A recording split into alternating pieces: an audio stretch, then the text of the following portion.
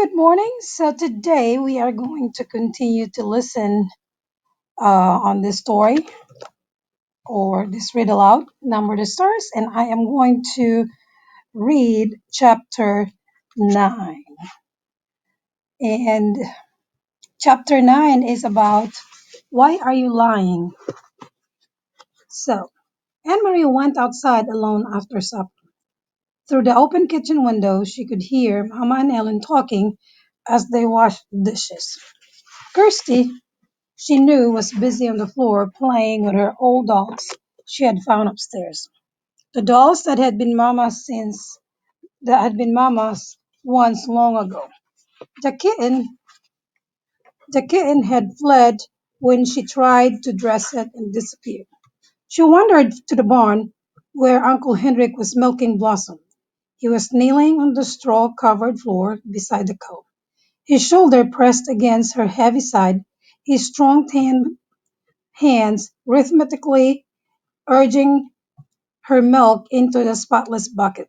The god of thunder sat alertly poised nearby, watching. Blossom looked up at Anne-Marie with big brown eyes and moved her wrinkled mouth like an old woman adjusting false teeth. Anne-Marie leaned toward the ancient splintery wood of the barn and listened to the sharp rattling sound of the streams of milk as they hit the sides of the bucket. Uncle Hendrik glanced over at her and smiled without pausing in the rhythm of milking. He didn't say anything. Through the barn windows, the pinkish light of sunset fell in irregular shapes upon the stacked hay. Flecks of dust and straw floated there in the light. Uncle Hendrik, Anne Marie said suddenly, her voice cold. You're lying to me. You and Mama both. His strong hands continued, deftly pressing like a pulse against the cow. The steady streams of milk still came. He looked at her again, his deep blue eyes kind of questioning. You are angry, he said. Yes, Mama has never lied to me before. Never. But I know there is no great Aunt Bertie. Never once in all the stories I've heard, in all of the old pictures I've seen, there has been a great Aunt Bertie. Uncle Henrik sighed. Blossom looked back at him as if to say, almost done, and indeed the streams of milk lessened and slowed. He tugged at the cow gently but firmly, pulling down the last of the milk. The bucket was half full, frothy on the top. Finally, he set it aside and washed the cow's udder with a clean, damp cloth. Then he lifted the bucket to a shelf and covered it. He rubbed the cow's neck affectionately. At last he turned to Anne-Marie as he wiped his own hands with a cloth. How brave are you, little Anne-Marie? He asked suddenly. She was startled and dismayed. It was a question she did not want to be asked. When she asked it of herself, she didn't like her own answer. Not very, she confessed, looking at the floor of the barn. Tall Uncle Hendrik knelt before her so that his face was level with hers. Behind him, Blossom lowered her head, grasped a mouthful of hay in her mouth, and drew it in with her tongue. The kitten cocked its head, waiting, still hoping for spilt milk. I think that is not true, Uncle Henrik said. I think you are like your mama and like your papa and like me, frightened but determined. And if the time came to be brave, I am quite sure you would be very, very, very brave. But, he added, it is much easier to be brave if you do not know everything. And so your mama does not know everything. Neither do I.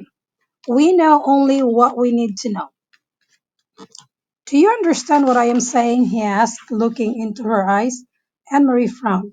She wasn't sure. What did bravery means? She had been frightened at the day not long ago, though. Now it seemed far in the past, when the soldier had stopped her on the street and asked questions in his rough voice, and she had not known everything then. She had not known that the Germans were going to take away the Jews. And so, when the soldiers asked, looking at Ellen that day, "What is your friend's name?" she had been able to answer him, even though she was frightened. If she had known everything, it wouldn't have been so easy to be brave. She began to understand just a little. "Yes," she said to Uncle Henrik, "I think I understand." "You guessed correctly," he told her. "There is no great Aunt Bertie and never has been. Your mama lied to you and so did I. We did so," he explained, "to help you to be brave, because we love you. Will you forgive us for that?" Anne Marie nodded. She felt older suddenly. "And I am not going to tell you any more. Not now, for the same reason. Do you understand?" Anne Marie nodded again. Suddenly there was a noise outside. Uncle Henrik's shoulders stiffened. He rose quickly, went to the window of the barn, stood in the shadow, and looked out. Then he turned back to Anne Marie. "It is the hearse," he said. It is great Aunt Bertie who never was," he smiled wryly. "So, my little friend, it is time for the night of mourning to begin. Are you ready?" Anne Marie took her uncle's hand and he led her from the barn. The gleaming wooden casket rested on supports in the center of the living room and was surrounded by fragile, peppery flowers that Anne Marie and Ellen had picked that afternoon. Lighted candles stood in holders on the table and cast a soft, flickering light. The hearse had gone, and the solemn-faced man who had carried the casket indoors had gone with it. As she speaking quietly to Uncle Henry, Kirsty had gone to bed reluctantly, complaining that she wanted to stay up with the others, that she was grown up enough, she had never been that she had never before seen a dead person in a closed up box, that it wasn't fair. But Mama had been firm, and finally Kirsty, sulking, had trudged upstairs with her dolls under one arm and the kitten under the other. Ellen was silent and had a sad expression. "I'm so sorry your Aunt Bertie died," and Marie heard her say to Mama, who smiled sadly and thanked her. Anne Marie had listened and said nothing, so now I too am lying, she thought, to my very, very best friend. I could tell Ellen that it isn't true, that there is no great Aunt Bertie. I could take her aside and whisper the secret to her so that she wouldn't have to feel sad, but she didn't. She understood that she was protecting Ellen the way her mother had protected her.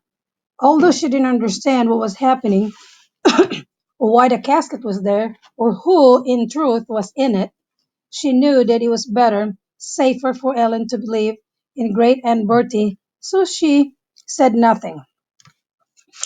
Other people came as the night sky grew darker. A man and a woman, both of them dressed in dark clothing. A woman carrying a sleeping baby appeared at the door, and Uncle Hendrik gestured them inside. They nodded to Mama and to the girls. They went, following Uncle Hendrik, to the living room and sat down quietly. "Friends of great Aunt Bertie," Mama said quietly in response to Anne Marie's questioning look.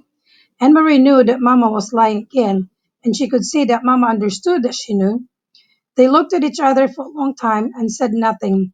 In that moment, with that look, they became equals. From the living room came the sound of a sleepy baby's brief wail. Anne Marie glanced through the door and saw the woman open her blouse and began to nurse the infant, who quieted. Another man arrived, an old man, bearded. Quietly he went to the living room and sat down, saying nothing to the others, who only glanced at him. The young woman lifted her baby's blanket, covering its face and her own chest. The old man bent his head forward and closed his eyes, as if he were praying. His mouth moved silently, forming words that no one could hear. Anne Marie stood in the doorway watching the mourners as they sat in the candlelit room. Then she turned back to the kitchen and began to help Ellen and Mama as they prepared for food. In Copenhagen, she remembered, when Lise died, friends had come to their apartment every evening. All of them had brought food so that Mama wouldn't need to work to cook. Why hadn't these people brought food? Why didn't they talk? In Copenhagen, even though the talk was sad, people had spoken softly to one another and to Mama and Papa, and they had talked about lies, remembering happier times. Thinking about it as she sliced cheese in the kitchen, Anne Marie realized that these people had nothing to talk about. They couldn't speak of happier times with great Aunt Bertie when there had never been a great Aunt Bertie at all. Uncle Henry came into the kitchen. He glanced at his watch and then at Mama. It's getting late, he said. I should go to the boat. He looked worried. He blew out the candles so that there would be no light at all and opened the door. He stared beyond the gnarled apple tree into the darkness. Good, here they come. Here they come, he said in a low, relieved voice. Ellen, come with me. Ellen looked questioningly toward Mamma, who nodded. Go with Henrik, she said. Anne-Marie watched, still holding the wedge of firm cheese in her hand. As Ellen followed Uncle Henrik into the yard, she could hear a sharp, low cry from Ellen, and then the sound of voices speaking softly. In a moment, Uncle Henrik returned. Behind him was Peter Nielsen. Tonight, Peter went first to Mama and hugged her, and then he hugged Anne-Marie and kissed her on the cheek. But he said nothing. There was no playfulness to this affection tonight, just a sense of urgency, of worry.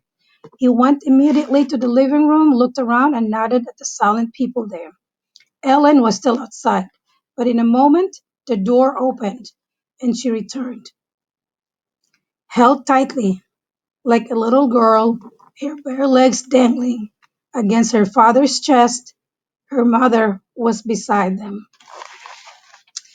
Yay! Finally, Ellen reunited with her parents, and so that's the end of chapter 9, my friends. So I will continue chapter 10 tomorrow. Until then.